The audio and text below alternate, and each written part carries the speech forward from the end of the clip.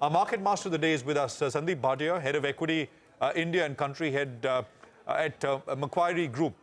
Sandeep, great to have you with us here. Thank you very much. We've kind of wondered often enough about the outperformance and sometimes scratching our heads, wondering how far this will go and how long this will continue for. What is your sense now, Sandeep? Because out there in the US, this mini bear market rally that we were seeing looks like it's already coming to an end, but it's not doing too much damage here. Your thoughts?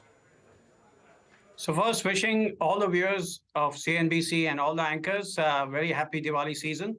I think what you're asking is what is top of mind for all of us here. I remember Charles Dickens' opening lines in his book, A Tale of Two Cities. It was the best of times, it was the worst of times. So clearly for India, it's in the best of times. For the rest of the world, it's the worst of times. And the question that you're asking is that how long can India be in the best of times when the rest of the world clearly seems to be suffering? I think India will do broadly much better than anyone would have expected when we were in the COVID season for two reasons. One, I think India has a much more stable political environment, both internally and externally, than the rest of the world, especially Europe, faces. And the second thing is that we are extremely domestic-focused economy. We are going to drive this by our own consumption, by our own production, and by what's happening within India. So this clearly makes India more stable than the rest of the world. The only thing that I'll look out for are two factors. One, where the forex reserves are heading. If we see any sharp declines, especially around from $530 billion of forex reserves that we have now to, let's say, 450, then that's clearly a cause for worry for the rupee. And the second issue is how long the rate rises in the US will continue. Currently, we expect the rate rise cycle to go well into the first half of next year. But if this continues for all of 2023, if inflation becomes very persistent, India will definitely have an impact. But right now, in the Diwali season, enjoy it and take a correction. If there's any correction, use it to buy. Okay, enjoy it. That's the most important thing, right? I think we've forgotten how to do that, especially through the course of COVID and all the challenges that we've had to face. So to all our viewers, that's the biggest message, right? Just enjoy Diwali this time around. We've been through a lot, and like Manish Shakhani was telling us yesterday, there's so much to be grateful for, right? I mean, we've been through a war across the world. There's been an energy crisis like you've never seen before. And I think this is just the time to sort of take stock, enjoy what you have, and perhaps move forward. So Sandeep, happy Diwali to you and to your entire team. And thanks for the literary reference, Charles Dickens. I guess you need that reminder once in a while. But tell us, what are the big themes now? I mean, what do you think will outperform? Because, the big play in the last 1 year between last Samvat and now was to sell IT and buy banks. What next?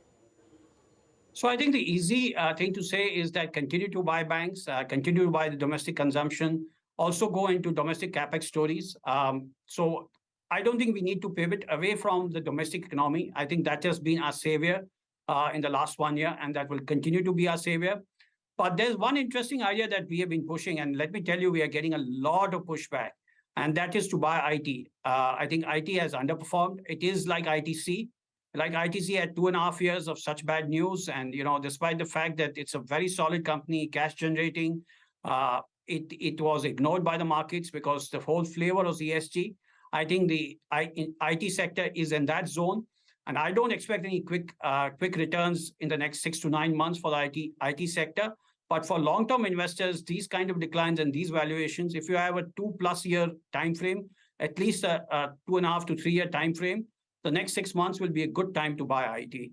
And there, stick to the large cap stocks, whether it's TCS, Infosys, HCL Tech. These stocks could see some declines if US goes into a major recession. But if we believe Biden, there's only a very slight recession that US will see. So to that extent, we will, IT is the anti-consensus call to push, but that will take at least 6 to 9 months of more pain maybe. Hi, Sandeep. Morning. Good to speak to you. In fact, IT in the last month or so, it's coming back because it's up close to around 7% odd. The Nifty is up close to 100% odd. So some bit of that catch-up that you're talking about, particularly large cap IT, which is your preference, has already started playing out. But from the banking space, Sandeep, I was looking from last Diwali to this Diwali. The Nifty is a little bit, more or less flattish, the Nifty Bank as well. But the PSU banking names, that index has done well.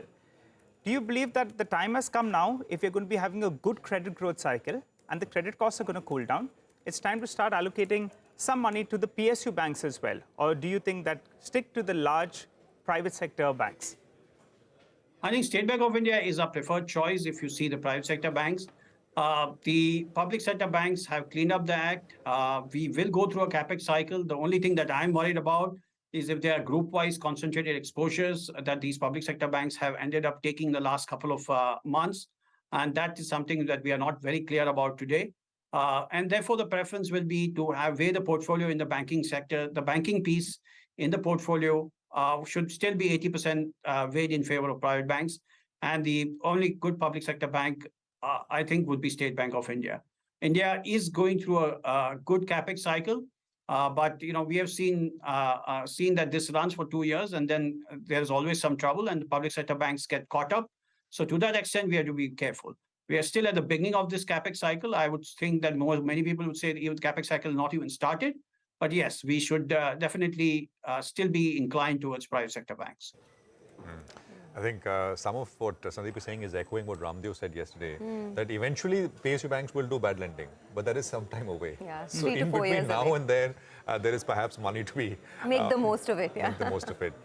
Sandeep, what else? I remember I asked you about defense. You said, well, we don't have coverage. Stocks are continuing to do well. But this is not a question about defense, but what else are you very excited about, like IT? Where are you seeing values, money-making opportunities? See, the broader capex theme continues to be attractive. So Larsen & Toubro looks attractive. I think the other thing that we need to look at is consumption. It's, again, a completely out of favor sector.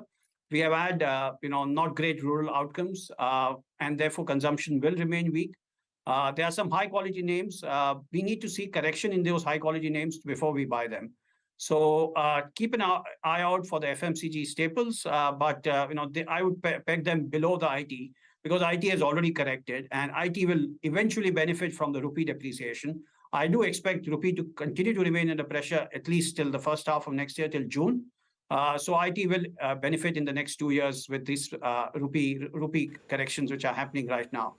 FMCG will be after that, but not in the near term. So that is one sector that I would look out for, but nothing to press the pedal on right now. Okay, nothing to press the pedal on right now. In fact, since you spoke about FMCG, right? ITC is not only at a 52-week high, but you have others. There's Nestle, there's Page Industries that have done pretty well, both in fact, at 52-week highs.